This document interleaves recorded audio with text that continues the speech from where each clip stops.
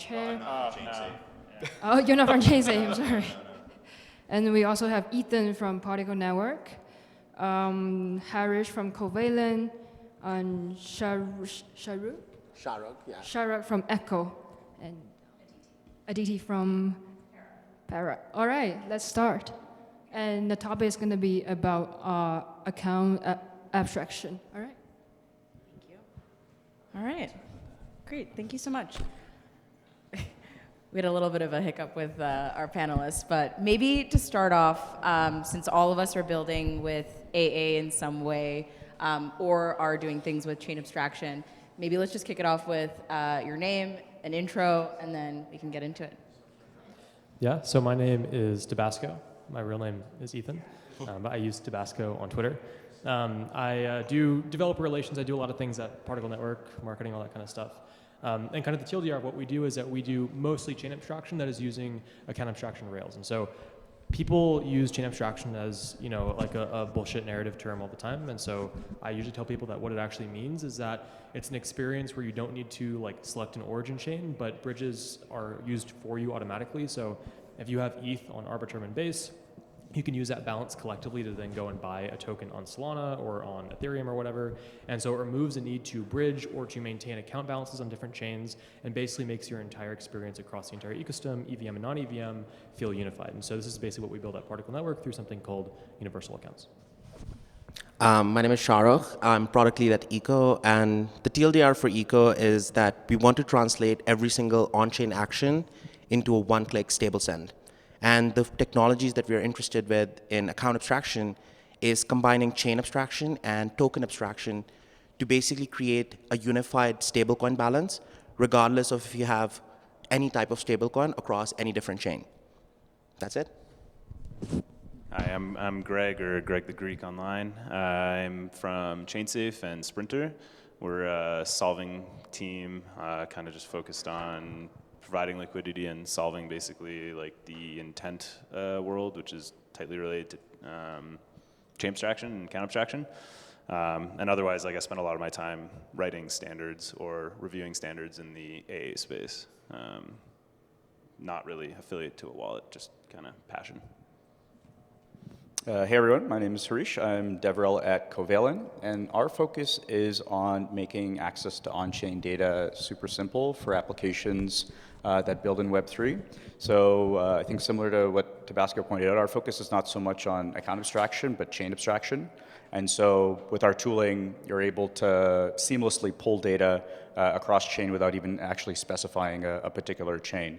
And that's really made the developer experience quite nice for wallets, accounting tools, DeFi projects building with us. And hello everyone, my name is Dakota, and I'm the founder and CEO of the Invarch Network. We originally focused on DAO tooling, which then got us into chain abstraction because we wanted to have a single DAO that could operate across all chains, just like a business today can operate, do business in all different sovereign countries and things like that. Which brought us, of course, to chain abstraction. There's account abstraction, token abstraction, this and that. So we always center on omni-chain abstraction. We want to solve abstraction just once and for all chains, for all networks. It's actually my belief that in, if not 5, maybe 10 years, most browser companies will be either defunct, or most wallet companies will be defunct, or they have evolved into a browser-based product first. It just makes sense. That way, one day you're going to have an account embedded into your browser. It's one account. It'll probably use a mix of, with us, we use MPC tech, so that you can have a single master account, and then you actually have an account on all of those different chains. You can hold balances natively, do anything natively on those chains, but you just have this one account. It's embedded. You don't even need a wallet. Screw that. You can see your one native balance. It could be in USD or in stables or your native currency, and you're just going to use it, and you're going to call it the internet, and that's our vision. Great. Thank you. Also realized I didn't introduce myself. I'm Aditi. I work on Para. We're building an embedded wallet, an onboarding suite for app developers. So with that, this talk is really not meant to be a primer on account abstraction or chain abstraction, but is really meant to be kind of getting all of our real takes on how the space is really doing. And so to kick it off, I'm curious if account abstraction and chain abstraction is really actually making wallets more user-friendly, or if it's just adding another layer of complexity for developers to manage. to Dakota's point, there's already this like wallet piece that people need to manage, but now there's also this account abstraction piece, chain abstraction. Of course, account abstraction is all on chain, and that just adds even more complexity to the process. So I'm curious, what all of your takes are on that. Yeah, it's a good question. I think starting with account abstraction, I actually don't think account abstraction, as it's defined in ERC 457, has been particularly successful at improving the user experience, mostly because of the need to have different contracts across different sources that use different smart account implementations. And so if wallet A is using Biconomy and wallet B is using zero dev, then my balances are different between these implementations, which seems like a small thing, but when it comes to fragmented user experience, actually becomes quite an issue. And we actually build on ERC 437, and we've been a major infrastructure provider for this standard for a long time. But we've ran into this issue, and I think that ERC 437 can enable some incredible user experience. It's a big driver for chain abstraction and chain abstraction experiences, but fundamentally, I think that we still have a ways to go before it actually creates a net positive effect on most wallets. Because if my MetaMask balance isn't easily portable over to Phantom or something for Base or Ethereum, I think this kind of just makes the entire issue that we're trying to solve with chain abstraction 10 times worse, just when it comes to fragmentation. And so I think 7702 is quite a promising solution to this problem of fragmentation, having the EOA be the origin and having that be the spender, and then you just execute arbitrary code when needed. I think this is probably better, but there's multiple solutions to this, and I think what we've seen is that ERC 437 is good for enabling some very specific things like chain abstraction, but I don't think it's been particularly successful, and we have seen this in the adoption rate in terms of improving the user experience as it exists today. And so I think that hopefully with 7702 and with the proliferation of chain abstraction, which still hasn't really been implemented yet, I think chain abstraction is a very new thing that we're seeing only emerge really over the past 6 months as a tangible solution. I think as that starts to continue to be adopted, and I think as we see 7702 roll out, then hopefully my answer will be different in the future, which will be hopefully yes. Can we round back to your previous comment? You said that the Biconomy versus the zero dev example. What's the real problem there, though? These are different contract implementations, which have different. No. What's the real problem? As an app user, I go to an app. It's the discoverability problem. Thank you. This is the problem. Yeah. So like the app and the app and the wallet have no way of actually knowing. When you connect your wallet to an application, you have no way of knowing which wallet you're actually even using in the first place.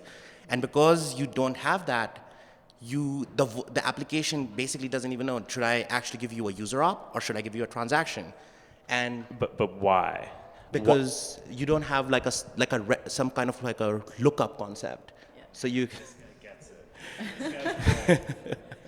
And it is a big barrier to adoption, right? Because I do agree with Tabasco. It immediately started out with some very, very hot takes, which comes very true with your handle, and I do agree with everything that you've said. But one thing that you said, which is very important, is that it does enable certain use cases. And before we talk about like all the problems that 437 has, I think we can just take one point and really talk about what has worked with 437. What does it enable? And for us personally at Eco, 437 is extremely personal, because before Eco was what it is today, it was actually a neobank. We had more than 50% state coverage in all over the US. We had millions of dollars in US user funds, but we were a custodial product.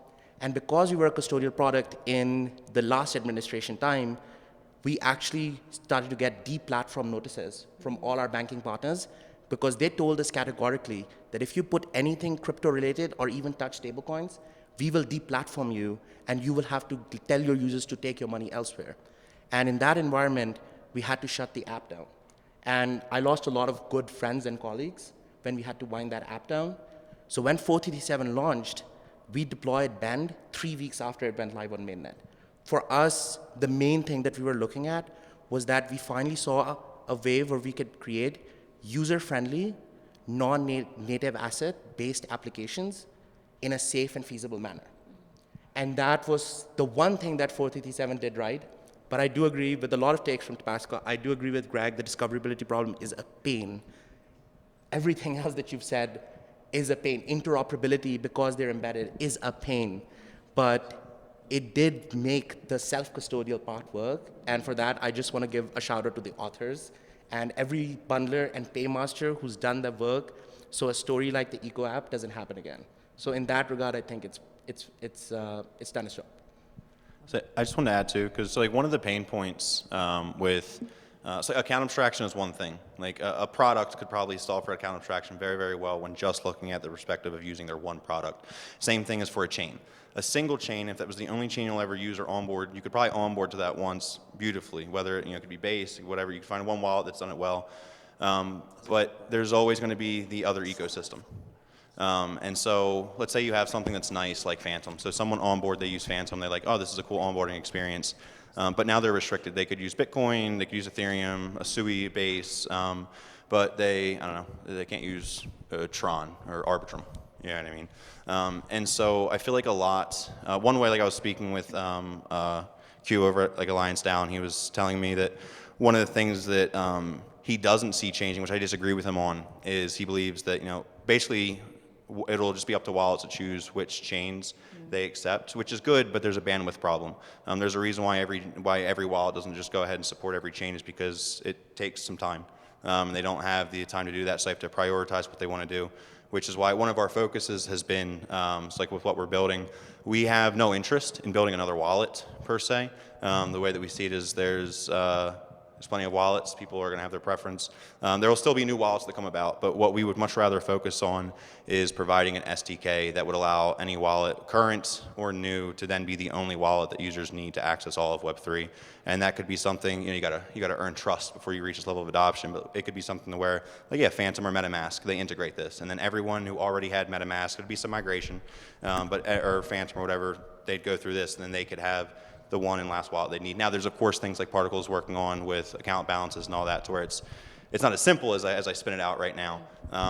But I do think that while like the immediate easy thing to do is going for the experience of each individual wallet, I do believe that we won't fully solve abstraction for the entire industry unless we address solutions at like the highest point, which like comes with your account. And just having like that one account. So you have all the other accounts everywhere else to do everything. But because there's always going to be all these different wallets and all these different things, then if the solution is, oh, well, then we'll build the next wallet that can, and then you got to go ahead and get all the dApps to integrate and accept this wallet. Rather just give an SDK for those who've already been out there to then just become that wallet and service them, and allow others to also keep working on other things to add to that wallet stack. I'll just make one quick comment here, maybe just going even a step further than what Greg pointed out. Like, why is this even a problem in the Ethereum ecosystem? You don't actually hear a lot about this in the Solana space, for example. And you're kind of seeing the wave of inbound flow from new users into that ecosystem. Not a lot of complaints. So I think part of this is just the fragmentation that's actually happened in this space with the flourishing of rollups. And it's a good thing. It's definitely helped the throughput. But I think it's necessitated a need for something like account abstraction and then chain abstraction because discoverability and some of these other issues, given how fragmented the space is. But I think like one thing that Solana doesn't try to do, like I'm not that familiar with Solana, I will frankly admit, but like gas abstraction is one of some of the use cases that we try to do, which 487 was designed for. Yeah. These things, I don't see a lot of those activities happen in Solana.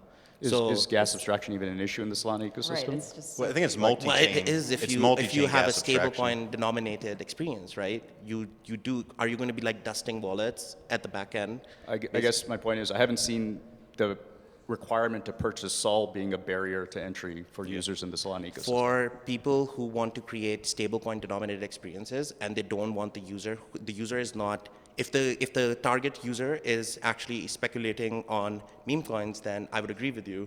But if the target user is an abstracted user who doesn't even know that they're using crypto, then I would disagree with you on that, because then gas is actually a non-trivial problem. Well, I think neither of you are right or wrong. It's more so just a matter of if he's right. If you're talking about Solana, you don't need to worry about this because you have your one state. Whatever you're doing is on this one chain. You get the price from this one API on this one chain, everything consistent. But once you throw in a second chain, it could be ETH and then Base or Arbitrum, whatever. But once there's a second chain, now it gets more complicated because you have to route tokens 100%. about. And so that's where it gets interesting compared to. I don't think so. I think Well, that's the difference between like Solana. I don't think no. That's not the difference in Solana. The difference in Solana is like at the account model. The problem is that it's so bloody cheap to use and the fact that the way the programs work on Solana versus the way that Ethereum contracts work and the way that tokens flow. The biggest bottleneck today is the fact that we have message.sender and tx.origin as like a main blocker on how like actual movements of flows happen. Where in Solana, the programs don't have that same blocker. That's why they don't have like an approved flow. And I things disagree. Like that. No, I think it's overcomplicated. That's a great point. because like It's not that you're wrong. You're not wrong. I'm not saying you're wrong, but I'm just saying it's overcomplicating the fact of like why is Solana easy to use? You could say it's the account and stats that it's cheap and I don't need to bridge anything. Why is Ethereum? Yeah, on that point with I gas, got to bridge things. we also have 4 minutes left. So sorry. I want to make sure the conversation keeps going. Yeah. Did you want to say your point, Greg? I was just going to say, like, Near has a lot of chains, but Near has abstracted their account model from, like, the key model. And because of that, they don't have a chain abstraction problem. Like, chain abstraction only exists because the underlying accounts don't work in, like, the current model we're in. I mean, this is something that we've built. So we've improved on Near's account model. So they have their username model. We've added in usernames. This is in Substrate, though, so it's not ERC. But we've made it to where you can have, you just put in a username, use a private key, and now you've onboarded, not to a wallet, but to the actual chain itself. Yeah, but like we're band-aiding interfaces instead of like plumbing it into the EVM. And That's what we plumbed it, not the interface. We plumbed out our chain. We're not an EVM chain. We're a Substrate chain. Yeah. But it's just because it's easier to do. And it's on that easier. point We can fix it, faster. On that point on gas sponsorships, at scale, is that really sustainable? Because we're just kind of funding gas for users at scale. Is that something we want to continue doing in perpetuity, or is there really something deeper at the UX level that is worth solving? We're going to see a mix of, what we need to solve this is whether it's you have people sponsoring transactions, then routing things and all that, so people can just go about their way. You have like some ticket system or people are buying, gas subscription packages or anything, or it's really whatever. We'll have all those going about. But I think eventually what we'll see is more and more chains that just don't have gas fees. That's the end game. And if you're getting, then you need to think bigger. I'm a protocol dev. Like, that's not possible. Then how come it's happening and it already exists if it's not possible? Scale it. It is scaled. I think you got to hear me out. I'm not trying to throw shade. Get out your comfort zone. I know that you have your ways, and I'm not saying they're wrong, but when you break outside the box, you'll see that it's common sense business models. If someone's using something well enough, and I get security from elsewhere, I know you're going to roll your eyes because Polkadot shared security. But if I get shared security, which means I get that, I don't need to worry about it, and people can do their stuff, and they're going to pay money. I'll get fees I'll get a little fee off the actual service they're using. We're core developers in Polkadot, Filecoin, and Ethereum. Kinda. I know you guys have been around a bit, but yeah. Well, no, like I know how Substrate works. I know, but so then why are you rolling eyes saying that it doesn't? Because it doesn't scale out. But it does. So I think frequency is the 8th highest most used rollup. Okay. Safe to say there's a lot of problems right now with the gas abstraction, but there's also a lot of good. I think like for gas sponsorships, like in Ben, we're actually, I think, one of the first applications to implement like fixed fee models. Yeah. So we're experimenting with that. One of the highest and one of the biggest problems in 487 is the call data that you're posting. And that's actually going to be a huge blocker. But the cool part is, especially for applications like our, if we're focused on stablecoins, you can actually, and if the stablecoin amounts are going to be between, let's say, a fixed amount, like between 1 and 1,000, and let's say they're like most of the transfer are going to happen in like 5 major stablecoins, you can actually have compression where you compress the call data, and especially when you add BLS signature aggregation on top of that, I think there is a world, and we're actually experimenting with that internally, where we can bring the transfers, if not on par, and in some cases we're very excited about some future where we can actually make it just like a transfer, just like a conventional normal EOA transfer. Cool. So I'm pretty bullish on. It's not there yet, but there are ways that I see that we can actually scale this feasibly. Yeah, I think we actually aren't that worried about the gas cost of ERC 437. I think really the important thing is giving users the ability to pay for that gas using, for example, stablecoin denominations or any token that they're using in their order. So if I'm buying a token or if I'm doing a transaction that's denominated in, let's say, even multiple stablecoins like USDC and USDT and ETH or whatever, and not to say that ETH is a stablecoin, but and my gas is being paid through one of those tokens alongside whatever order I'm doing, and even if it's on some chain where that isn't the gas denomination, I think that's the important thing at user experience wise is that gas shouldn't feel like some distinct problem or mechanism of the transaction. It should just be looped in with whatever I'm paying with, which often will be stablecoins. So I think that this is the real user experience problem, rather than just trying to continually optimize fees, which I think are going to happen naturally. But anyways, this is my take on it. Totally agree with that. That's a good summary. We're at 18 seconds, so lightning round. Kiss, marry, kill the following words. 7702, passkeys, solvers. Tabasco, you're up. Marry solvers, kiss 7702, and kill passkeys. Ooh. Kiss solvers. Okay. Marry passkeys. And kill the other thing. Marry solvers, kiss passkeys, kill 7702. I agree on the kill 7702. Kind of different on the other two, actually, to be honest. Okay. Yeah. So yeah, kill 7702. Wow. Who do I want to marry? Who do I want to kiss? Marry solvers, kiss passkeys. Great. So we're in agreement there. All right. Yeah. Well, that's it, guys. Thank you.